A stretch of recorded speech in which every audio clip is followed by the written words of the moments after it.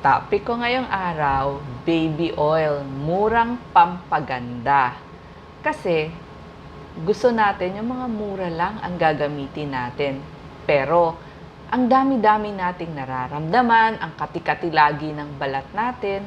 So itong baby oil ay panggamot sa tuyo, magaspang, makating balat, may iritasyon mula sa sobrang pagkamot o kaya naman dahil sa lampin o sunburn. Ang baby oil, ang gawain niya ay pampalambot at pampakinis ng balat, pang-moisturize din o ibig sabihin babasain niya ang tuyong balat, pangtanggal ng pangangati para hindi nagtutuklap at para nga kuminis ang ating balat. May side effect ba ito?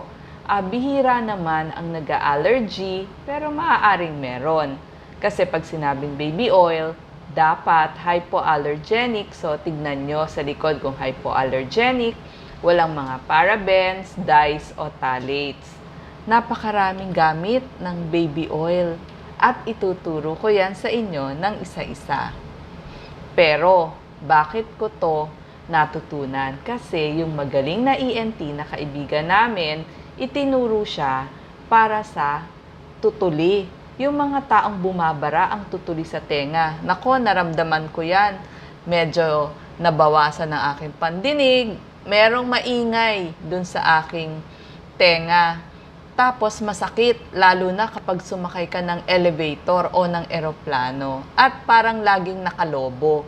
So pag naramdaman nyo yan, baka dumadami na ang tutuli sa inyong tenga.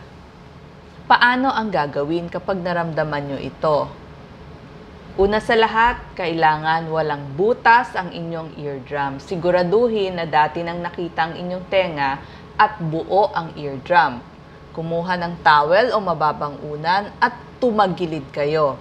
Hilahin nyo yung puno ng tenga nyo pataas para yung butas ay lalabas. Saka kayo magpatak ng mga 3 hanggang 5 patak ng baby oil. Medyo takpan nyo o medyo iikot-ikot nyo ng konti para kumalat yung oil. Mga 2 to 3 minutes kayong nakatagilid para ma-absorb yung oil. At doon naman sa kabilang tenga kung parehong nararamdaman ninyo yon. Yan ang pwedeng gawin. Ang tawag doon, impacted cerumen. Para pagpunta nyo doon sa inyong ENT doctor, lumambot na yung inyong tutuli. O kaya naman, makikita nyo, ilalabas ng kusa yung mga nasa labas na tutuli. Unti-unti yan tutulo na. Meron din, pinapasok ng mga insekto ang tenga. So, ang gulo-gulo ng insekto dun sa loob ng tenga, ang pwede natin gawin para mapatay yung insekto at mapalabas, katulad ng tinuro ko, 3 to 5 drops of baby oil. Kung paano ko tinuro, yan ang pamatay insekto dun sa ating tenga. Pwede rin pang moisturize ng skin para maging malambot at makinis ang ating balat. Lalo na kapag napakakati ng ating balat. Marami nagre-reclam sa akin, ako kati-kati ng balat ko. Pag tinignan ko, very dry na ang kanilang balat. Ito ang pwede natin gawin. Pagkatapos nyong maligo, tuyuin ang buong katawan. Tapos, ipahid nyo yung inyong baby oil. So, maganda to sa natutuyong balat. Dun sa mga gusto namang mag-shave o mag-ahit, pwede to pag nag-ahit kayo ng legs, ng kilikili, o sa lalaki naman, ng mga balbas. Nakakatulong din yan kung wala kayong shaving cream. Pag magtatanggal ng makeup, ito ho ang murang pantanggal ng makeup, baby oil. At saka ngayon, di ba, uso yung mga tattoo, yung mga tattoo na dinidikit-dikit natin dun sa ating mga balat, lalo na dun sa mga bata, huwag nyo hong tatanggalin ng kamay nyo lang, napakasakit yon. Kumuha kayo ng bulak at baby oil at unti-unting tanggalin. Ganon din ho, pag sobrang dikit ang band-aid dun sa inyong balat, makakatulong na pantanggal ang baby oil. Next naman, pangpaganda ng labi. Pwede kayong kumuha 1 kutsarita ng baby oil, tapos kalahating kutsarita ng sugar. Tapos yun yung ipapahid nyo dun sa inyong lips. Sa gabi, pwede nyo gawin yan mga 3 times a week. Makikita nyo, nawawala yung pagbabalat-balat ng inyong lips. So maganda ho ito. Pag nagmamasahe, pang malaki o pang bata, lalo na yung mga babies nyo, kung gusto nyo imasahe, pwede ho ang baby oil. Ito, problema ng karamihan. Ang paa nyo ba ganito? Siyempre, ayaw nating maging ganyan bitak-bitak. Gusto natin kuminis. Pareho din ho, itinuro ko na yan sa mga iba kong video. So, pag naliligo, kumuha ho tayo ng hilod o ng batong panghilod, tapos hihilurin, tutuyuin ang balat, pagkatapos lalo na yung paa, kailangan tuyong-tuyo bago nyo pahiran ng baby oil. At pag matutulog na kayo, magpahid ng baby oil, tapos lagyan nyo ng medyas para mas ma-seal yung oil at hindi kumalat dun sa inyong kobrekama. Pagkatapos ng ilang ganon, sana gumanda ng ganito ang inyong talampakan. Ang tawag ko dito, crack heels. Ayan o, bitak-bitak na paa.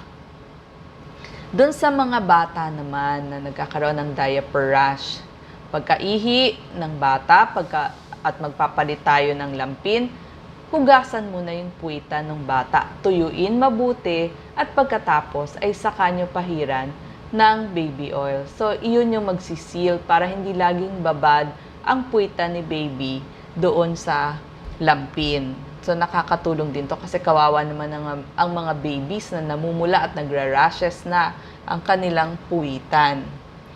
Doon sa mga may stretch marks, maaaring makatulong ng konting mapaganda yung inyong stretch marks kasi medyo nagmo-moisturize siya at medyo papantayin niya yung nakalubog na balat. So, ito ho ang pinakamurang panlagay doon sa inyong stretch marks na problema ng maraming kababaihan. Pagdating naman sa buhok, doon sa mga taong dry ang buhok katulad ko, pwede nyo hong gamitin ito para hindi frizzy yung inyong buhok. Imbis na gel ang mga hair gel ang gagamitin nyo, nagfe-flakes pa ho yan. So, mas makakatulong sa inyo ang baby oil. O kaya pag i-blow dry nyo para hindi lalong maging dry ang inyong hair, pwede nyo lagyan ng coating, konting baby oil. At doon sa kinukuto, usong-uso ang kuto dito sa ating bansa. So, pwede nyong lagyan 8 oras. Lagyan nyo ng baby oil, maghintay ng 8 oras bago i-shampoo para mamatay yung kuto at yung lisa. Tapos gamitan nyo ng shampoo para sa kuto, para maubos yung mga nandun. Tsaka mas madali nyo nang tanggalin kapag may oil kasi madulas na. Pwede rin ho yan sa mga kuko. Yung sa mga very dry na kuko, pag nagmamanicure kayo, makakatulong din ang baby oil. So sana po marami kayong naging tips sa paggamit ng murang baby oil para gumanda kayo. Salamat po.